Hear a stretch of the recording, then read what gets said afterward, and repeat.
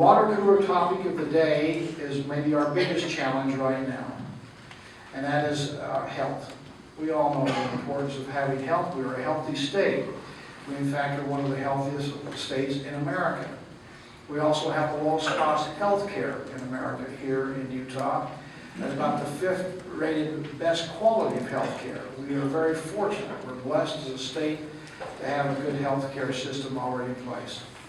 You all know along comes the Affordable Care Act. It upsets the apple cart a little bit. It's certainly been a very partisan issue, and it is, in my case, having been involved in that, a little bit flawed, maybe a lot flawed. Part of it's because the administration and the Congress never one time, not once, said, I wonder what the governors think about this. I wonder what the state's perspective is on the Affordable Care Act, because they're the ones that are going to have to implement it. Maybe we ought to ask them their opinion.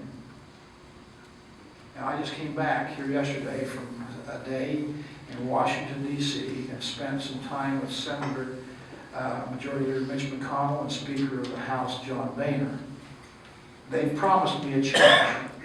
The change is we want to hear from the governors, we want to hear from the states, because you are the laboratories of democracy, and you are the innovators of new policy and new ideas that we can learn from.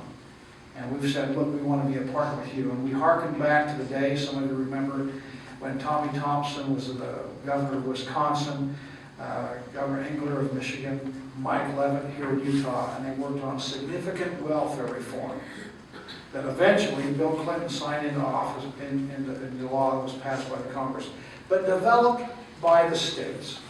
It was been a great system. That's why we have not a Department of Welfare Services in Utah, but a Department of Workforce Services. Well, we have a situation now that is flawed. We have Medicaid expansion, which is voluntary based on the Supreme Court decision. But as you've heard me say, and you ought to understand this principle, although the expansion of Medicaid is voluntary, the taxes that you have to pay for it are mandatory. And so as a state, on a new tax, a new assessment to our taxpayers, we're going to be sending about $800 million per year back to Washington, D.C. Now, the first principle I would say to Washington is to quit taking the money from us in the first place. We don't need you to tell us how to do things. We don't want you to overreach into our backyard. Take care of national defense and a few of these national issues, but let the rest of it be handled by the states as our founding fathers originally believed it to be. So don't take the money from us in the first place, and I would tell our congressional delegation, that's your responsibility. You ought to be fiscally prudent just like our local counties are, our cities are, the state is. You ought to make sure that Washington, D.C. is fiscally responsible too. But if you do take it, then the second principle is give it back to us as close to a block grant as you can, with maximum flexibility, so we can decide how to spend it and get a better bang for the taxpayers' dollars.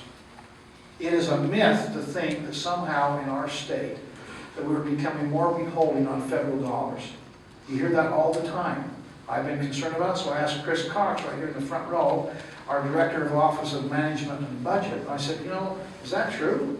Are we somehow becoming more beholden on the federal government? Well, we went back and found out that over the last 20 years that the amount of the budget that we have on average is about between 25 and 26% of our budget is federal dollars. The budget I proposed to the legislature this session, if they adopt every part of it, the amount of federal dollars, so-called, that we have in our budget is 25.8%. So we're right at the average of what we've had typically. So this idea that we're somehow more beholden is a myth. Second point you ought to understand is, we are a recipient state. We send $1 to Washington, D.C., and we get back $1.07. Pretty close to that. So we get more than we send in. Why? Because we, in fact, have a lot of public lands. Have you noticed that? A lot of public lands in our state that they should have some ownership and some responsibility for. And I know for the counties, the bill payments are a big part of your budget. Well, we get that money back. We have some major military establishments and bases. Hill Air Force comes to mind. But based on a Pew Center study, when it comes to per capita federal dollars being spent on our people, our 3 million population, we're 50 out of 50. And about any way you measure, we're in the bottom 40s or 50s. So we are not beholden to the federal government. But even if we're a recipient state, that means that approximately 93% of all the money that we spend inside the borders of Utah on government, guess where it comes from? The people of Utah. And God bless them, if they quit taking the money from us, we could probably do the same amount of service for our fellow man here in Utah for a lot less money. Our transportation people said if we could get, so we didn't have to go through the Washington, D.C. establishment and have it become federal dollars, again, generated from Utah, that goes through their process, comes back to us as a federal dollar. If we didn't have to do that, they could cut the cost of our roads and transportation by 20%. So we could have the same amount of roads and construction for 20% less cost. So first, don't take it from us. Second, if you take it, give it back to us as block grant. Well, that's the concept behind Healthy Utah, except I've added one other thing. We can spend it better, but we're not only going to help you with your health care, but we're going to help you get a job. The reason you're here applying for government assistance is because you're not making enough money. You're either underpaid, unemployed, and we're saying if you're able-bodied, when you sign up, what we've negotiated with the Obama administration is, when you sign up for Healthy Utah, you are automatically enrolled into a work program, which will do an analysis of your situation, your job, your health, are you able-bodied, can you work or not work, what we need to do to get you able-bodied. If you're unemployed, why are you unemployed? Can we get you more schooling, education, training? If you're underemployed, can we help you get you more schooling, training, education so you can improve your employment and get off government assistance? My gosh, isn't that what we should be doing in helping people? If we really care about people's health, you know, the dignity of work, the ability to go out there and support yourself and your family ought to be a part of addressing the whole needs of a person. There's something that comes with the ability to go out and find a job and pay your way, as opposed to being on the government dole. Anyway, that's the challenge. And if we don't do it, we'll leave $3.2 billion on the table over the next 6 years. $3.2 billion of your money and your neighbor's money on the table in Washington, D.C. to be spent someplace else, as opposed to having to come back and be put into the private sector with the insurance and ripple through the economy here in the state of Utah. It'll cost us about $236 million to access that money. We have a revenue stream that's providing for the legislature to do that.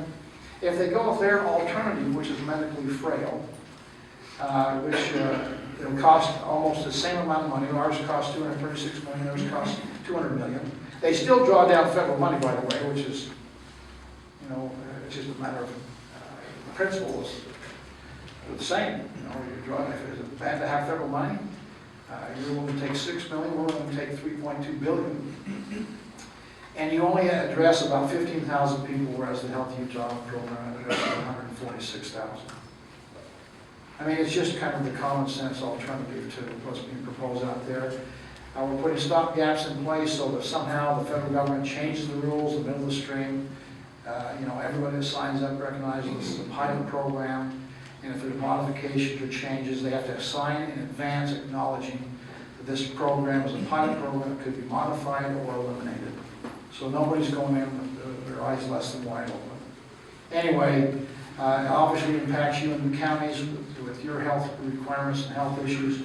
For your county jails, for people who are there, this is going to help them have health care coverage that we really are paying for anyway. We might as well enjoy some of the benefits in what I think is a much better approach than just Medicaid expansion.